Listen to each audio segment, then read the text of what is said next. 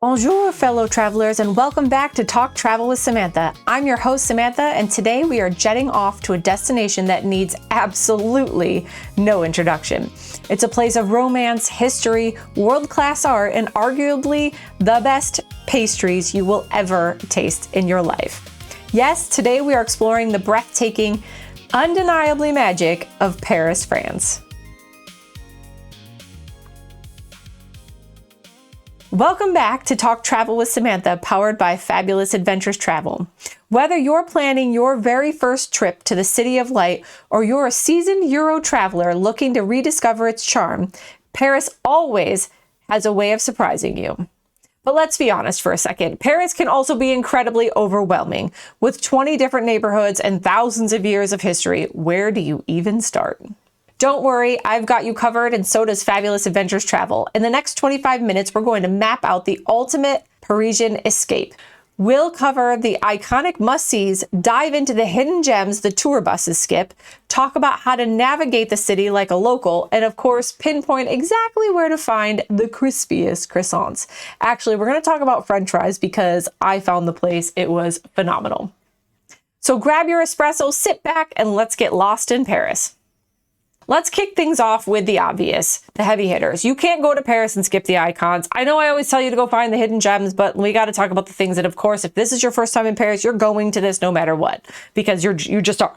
There's no way around it. You're going to the Eiffel Tower, you're going to the Louvre, you're going to the Notre-Dame, you're going to all of those places because you should, but also because people are going to say to you, you didn't go.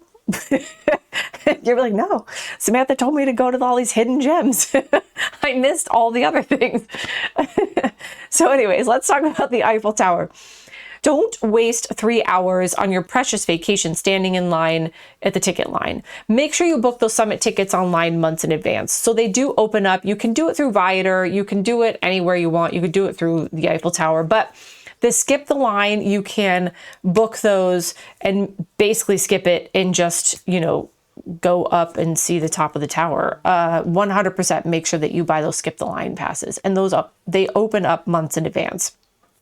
I will tell you that the tower does not light up right at dusk, so make sure that you find out when it is if you want to see that right when it happens, because I thought it was right at dusk and it wasn't. So I think when we were there in March, it was about 9 o'clock, if I remember correctly, when it actually lit up. If you want to see the Eiffel Tower from a really cool, different view, 100% go to the Trocadero stop just before sunset. It's absolutely beautiful up there. There are a ton of people, so it's not just like it's this hidden gem that nobody knows about it, but a lot of people stand in the garden right outside the tower and take pictures from there. But head to the Trocadero because you're going to be very, very, very happy with that spot. The other thing that's right there by the Trocadero, so I'm jumping ahead, but I'm going to mention it now because I feel like now is the time.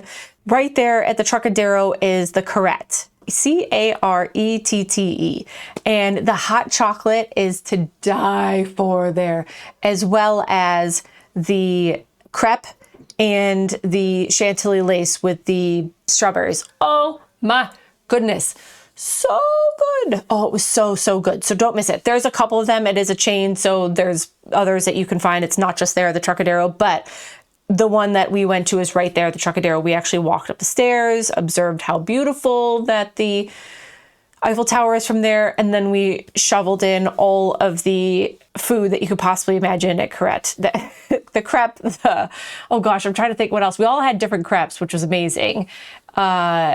But the hot chocolate was so good. Oh, it was so good. So don't miss that. I know we're going to talk about food later, but I wanted to mention that was right there. So let's talk about the Louvre really quick. The Louvre is the largest museum in the world. If you tried to look at every single piece of art for just 30 seconds, it would take you 9 months. So I need you to be aware of that. You're not seeing everything in the Louvre. Most people go in to see the Mona Lisa, the Venus de Milo, all of those things. I will say that they have the crown jewels in there, but they have been put under lock and key because I guess people have gotten in and stolen a bunch of things recently. So they have recently locked those up and you can't really see them anymore, which is sad because that's an easy one if art's not your thing. But How do you tackle it? You obviously, of course, want to buy ahead of time because you skip the line. Make sure you buy your tickets ahead of time so you don't have to stand in line because that line is long. You want to take a picture in front of that pyramid like everybody does. Stick your finger there. But then also there is some different entrances that you want to be aware of that you can go into. So you don't have to go in right where that main massive pyramid is. So this is my pro tip, my hot tip. So you want to make sure you can go in anywhere, even though you bought a time ticket and you bought it ahead of time. You don't have to go into that main entrance of the massive pyramid. You can pick one of the 3 main wings or pieces you want to see. So you can go in a completely different area. So look for another entrance, not just that main entrance. It's going to be hard for me to explain it to you here and now, obviously, but look for other main entrances. You don't have to just go in there. But of course, you're going to go in and see the Mona Lisa. So I'll tell you, I've seen the Mona Lisa a couple times. This is kind of a funny story. The first time that I saw the Mona Lisa, it was out in the big hallway that she's not in anymore. And it was just a bunch of people just, pushed and shoved in front of this Mona Lisa trying to take a picture as much as they could. This was in the 90s. I think I had a regular camera with the film. There was no phone. It was, the first time that I ever saw her. The second time I saw her was like that as well. And then the third time that I saw her, she got moved from that big long hallway into her own separate room. There's other paintings in there, but there was a queue that you wandered through. And I was like, you know what? This is actually civilized. Like, this is really, really great. I like the civilized nature of this queue. I mean, it took a while to get through the queue and people were pretty respectful. I would say they took their time, take a picture, they do a selfie, they take a picture, they do a selfie, a picture, and then they'd walk off. I mean, no one's standing there just observing this thing, but sometimes they are. But majority of the time the queue worked. The fourth time that I saw her, which is just recently back in March, it was back to this mass chaos of everyone just shoving in to get in to see her. And I'm not even kidding when I tell you how nuts that was. We were just pushing at one point. Part of us part of my group was like, I'm out. I'm not doing it. We don't want to see it anymore. I've seen it from far. I'm good. Because you kind of see it over the tops of people's heads.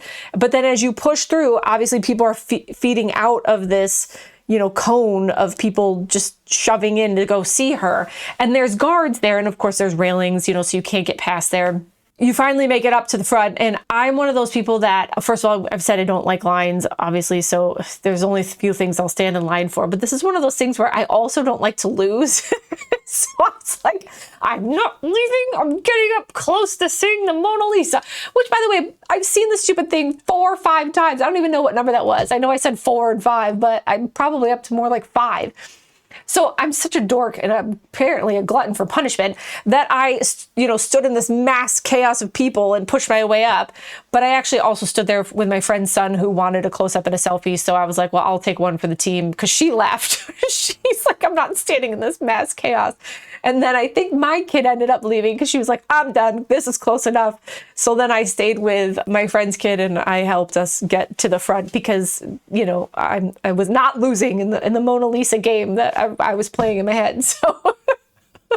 So anyways, we made it to the front, took a picture, but I just thought that was so interesting how hard it is to see her and how it's changed each time I've seen it. I have to say, I feel like the queue and the line is a lot better than it was the other times I saw it. But anyways, go to the Louvre, see the things. But if massive museums give you anxiety, swap the Louvre for the Musée d'Orsay. I'm probably saying that completely wrong. Know that I'm not French and I don't speak it at all. Actually, I do speak it a little bit, but not like I should. It's located in a stunning converted Beaux Arts railway station, and apparently it's just amazing. It houses the world's largest collection of Impressionist masterpieces, walking among Monet's, Renoir's, and Van Gogh's under that massive glass roof is unforgettable. So definitely don't miss, if museums are your thing, don't miss the Musée d'Orsay. So moving on to the Notre-Dame for just a second here. The Notre-Dame also you should get a ticket for ahead of time to skip the line because the line does get long outside. We did just recently when I went in March, I had a private tour guide that took us to all the things so we didn't have to get on a bus or a train or a metro or whatever the heck, or an Uber.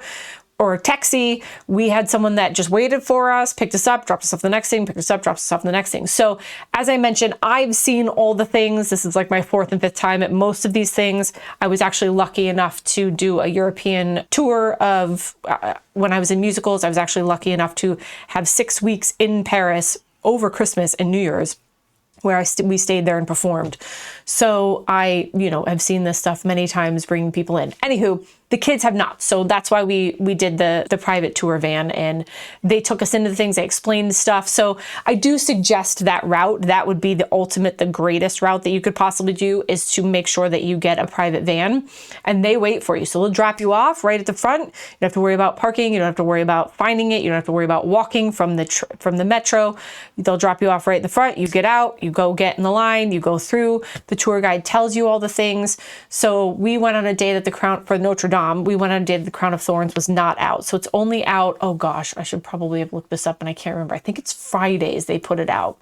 So Friday, I think, is the only day that they put it out. So if that is something you're interested in doing, make sure you check on the website what day the Crown of Thorns will be placed out for viewing, because it is buried away in lock and key until that time that they bring it out. So make sure that you check that day and check on it. We did have a guide. She explained all of the things. I couldn't even begin to tell you, but I learned more about the Notre-Dame than you could possibly imagine, and it was phenomenal. So I highly suggest getting a guide and doing how we did it. If you need the company that we used, I'm happy to let you know, but that is the way to go. No waiting in lines. Don't worry about how to get there. No, none of that. So that was super fun. They also did, because I've never been the Paris Opera. So we also toured the Paris Opera, which was super duper fun to see all that and learn about how they used to go to the opera and show off and all that stuff. So I would say that was amazing. So with her, we did not do the Eiffel Tower. This company does not do the Eiffel Tower, which I don't blame them. It's probably a hot mess and how long it takes, and it takes up a ton of time. We did the Louvre, the Notre-Dame, and Paris Opera. So, and they took us around to all the cool places that I really wanted to eat at. So we went to this, I know I'm jumping things here. We're not talking about food yet. I love a good baguette jambon du fromage, or avec fromage, I should say. So it's ham with cheese, and it's on a baguette. And I lived on those when I was in Paris in the European tour. Absolutely lived on those. That was like my snack. Right before I'd go to the stage, I'd stop at the bakery.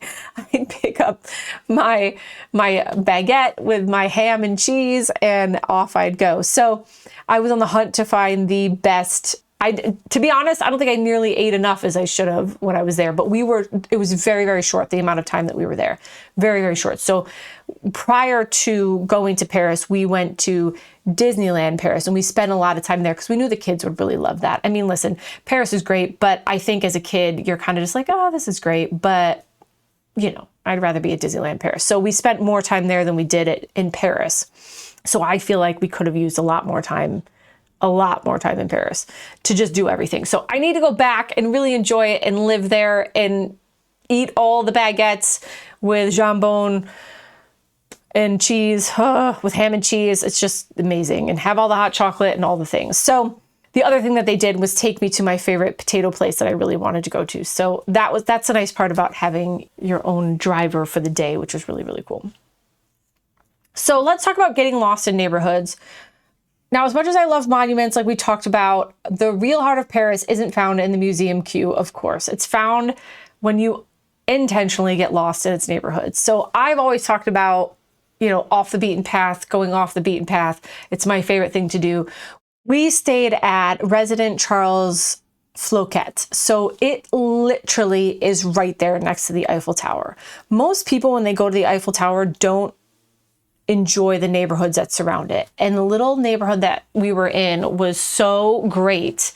It was just so great. There was cafes and restaurants and all kinds of stuff right there. And just across the way was even more tons of like restaurants, really, really great restaurants. So we spent a lot of time there. But what I want to say is, like, getting lost in a Paris neighborhood, please go do it. The amount of things that you'll find in people, in food, it's unreal. So let's start in La Marais. It's spanning across the 3rd and 4th arrondissements. This is Paris at its trendiest. Think historic 17th century mansions turned into boutique hotels, incredible art galleries, and some of the best shopping in the city. So here's a foodie alert. I actually have a couple foodie alerts for you. While you're in La Marais, I'm probably saying it wrong, by the way, so I'm going to spell it Lemarais. You have to walk down the Rue de Rosières and grab a falafel wrapple from LA's Du Falafel.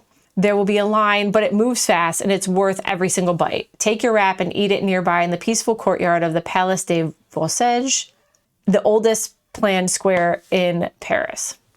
So this one's obviously super popular, is Montmartre. So from La Marais, head up the hill to Montmartre. This is historic artist area, once home to Picasso. And yes, it's a steep, and yes, the area around is around the Sacré-Cœur, which, by the way, I really wanted to see. I wanted to go to I forgot about that. I really wanted to see the Sacré-Cœur Basilica, but we just didn't have time. So, because that's of course another church, but because there's a ton of churches, but everyone always goes to the Notre-Dame. So I wanted to see the Sacré-Cœur Basilica. But if you venture down a few blocks behind the church and down the cobblestone path of Rue de la Beauvoir, the crowds will melt away and you'll find ivy-draped houses, the famous pink cafe La Maison Rose, and even a tiny functioning vineyard. So the other place I want to talk about that's really, really, really, really cool and someplace not to miss is La Petite Claire. So it's located on Rue Claire, one of Paris's best little food streets. It's great for lunch or late wine, people watching, and traditional French plates. So Rue Claire itself is a local market street full of bakeries, cheese shops, and wine shops. So I want to make sure that I point that out while we're kind of talking about little towns, little neighborhoods. So you can't talk about Paris without talking about food. But in France, dining isn't just fuel, it's a cultural ritual. So I do want to mention that. Let's talk about cafe culture in Paris. The chairs in the cafe terraces don't face each other, they face the streets, because the Parisians are like professionals at people watching. Is it people judging or people watching? I'm wondering which one is it? So they love to people watch. So a waiter is never going to rush you. They're never going to bring you the bill until you ask for it. You can sit and order a café au lait or a glass of rosé and sit there for 3 hours reading a book and no one is running you off. So make sure you remember that chill. Because we're Americans, we don't chill. We don't know how to chill. We're like, moving on to the next thing we want to see. Let's go. Let's move on here. Let's eat and run. So I actually told a story on the last show where just recently, right now, I'm staying in the Cotswolds and we went to eat and the maitre d' was like, hey, I need this table back at 4. And by the way, it was like 1. And I was like, what are we eating for 3 hours? Like, first of all, in my head, I was like, what are we eating for 3 hours that we're not going to be out of here by 4? But he's like, yeah, I need this table back by 4. And I literally looked at him. I was like, we're Americans, my friend. We'll be out in a half hour. Just bring our food. It's going to be fine. But that's not how they do it, right? Everyone like sits and chills and enjoys and enjoys the company or the food or whatever it is that you're drinking or your book, as I mentioned. So know that's the etiquette over there is don't worry about if you're like, oh my gosh, I've been taking this table up too long. No one's kicking you out. They're probably also not bringing you the check. So make sure that you ask for that check. So enjoy. So I want to mention this little cute place that we went for French fries. Obviously, to be honest, I know you're going to laugh. I didn't really ever think that France, even though they're called French fries, I get it, was never known for French fries, but this is what I decided to go eat there. So everything that I always want to eat there is, like I told you, the baguette with the ham and cheese, the chocolate croissant, the pain du chocolat is so good. And the croissant itself, I mean, just a plain croissant is phenomenal. But what I want to mention is this place that I went, it was called the Patate. Patate? Patate. And they made French fries from scratch there. So you ordered, a large or a small cone, and then you put the sauces on top of it, whatever sauce you wanted. And you watch them put the potato in, push it down, make the fries, fry them up right there. So however you ordered it, that potato was coming fresh. They were not sitting in a bin with a heat warmer on top of them. You watch them take your potato, that's Samantha's potato right there. I'm going to take it and stick it in the presser, push it down and come out. So patate. So next time you're in Paris, look for patat because it was so good. So good. The French fries were amazing, but there is no place to sit at the place we went. I don't know if there was more of them, I have to be honest, but the place that we went, it's really just a walk up, grab your potato, your French fries, and off you go, because there was no place to sit. And there's signs. This was even funnier. There were signs on the door that said, "Don't stand here." So people were pretty annoyed because I think there was residents there, and they were annoyed because they come out right to people standing in front of their doorway, which I think is kind of funny. So those are my favorite things. Of course, they're known for steak frites. We did not have steak frite because of the fact that we were with kids. I have to be honest, this is a funny story that you're going to laugh at, that we had more Italian food than anything because of the fact that we had the children with us. Now, that is not how I would eat if I did not have kids with me. There would definitely be all the the French food possible. But with children, unfortunately, you're kind of subject to what they're going to eat. So I will say one of the cool things that we did, I'm a huge Louis Vuitton fan, huge Louis Vuitton, and there is a Louis Vuitton cafe. So if Louis is something you love, make sure that you make reservations for the Louis Vuitton cafe. The other thing that you need to know about the Louis Vuitton cafe is it's not attached to the main Champs-Elysees massive store in Paris. You would think that it would be attached there. You'd just go right there. So we went there to shop to the Louis Vuitton, thinking that the cafe was right there. And that was not the case. So then we had to drive all the way back to the Louvre, which it's right near the Louvre, pretty close to the Louvre. I shouldn't say it's right near there, but pretty close to the Louvre. And we went to the Louis Vuitton cafe. Now, what I will say is that even if you're not a Louis Vuitton fan, go to the Louis Vuitton cafe. It was so cool. The way that the attention to detail with the food, everything, the food was actually phenomenal. I know that's probably crazy. You're like, how could the food at a Louis Vuitton cafe be? It was phenomenal. And you could actually, where we sat, we could see the Eiffel Tower, which was really, really cool. And yeah, it was phenomenal. So I highly suggest that Louis Vuitton cafe. The other place that I would suggest, which we didn't really talk about too much, is the hotel that we stayed at, the Residence Charles Fouquet. It is right there. The view outside my bedroom window of the Eiffel Tower was stunning. I could not believe what I got to see every morning that I woke up. And it was in the bathroom window as well. Like, unreal. It was absolutely unreal. So 100%. But I will say to beware that a lot of the hotels there in Paris are boutique hotels. And so you will be carrying your luggage up flights of stairs. They have elevators, but they're tiny. So know that. So we were on like the 5th floor, and it was rough getting all of our luggage up and down. There was an elevator, but it was tiny and it literally fit like me in 2 pieces of luggage. So I would drag the luggage in, take the luggage up, go down, get some more. It was an event, that is for sure. But it was so, so cool. So the other thing that we did, and I want to also mention, this was of course very touristy, but we had to do it because of course the kids, I shouldn't say that we had to do it because of the kids, but we did it because of the kids, was go see the ever so popular Moulin Rouge. We went and saw the show. So you can do dinner and the show, or you can just show up for the show and have drinks. Just be careful when you buy that ticket. We did not buy the ticket with drinks. We bought it just the plain ticket. We had an excellent seat. The show is long, I will tell you, so eat before. It was very hard to find food afterwards because everything was kind of closed in that area, and we were starving when we finally walked out of there. And so we ended up eating. I don't even know what we ended up eating. That was crazy. But again, an adventure, and I always love a good adventure. But we did not eat French food. I'm pretty sure that it was pizza that night, but again, it was late, so here we are. So make sure that you check out all of those things with Paris. If you need help planning a Paris vacation, we are more than happy to help you at Fabulous Adventures Travel. Please contact us. I have been several times. I know a lot about Paris and I absolutely love it. And I can't wait to go back to have a Paris baguette with ham and cheese and all of the croissants and all that goodness. So, well, that's it for today. Until next time, travel smarter, vacation harder, and we'll see you next episode.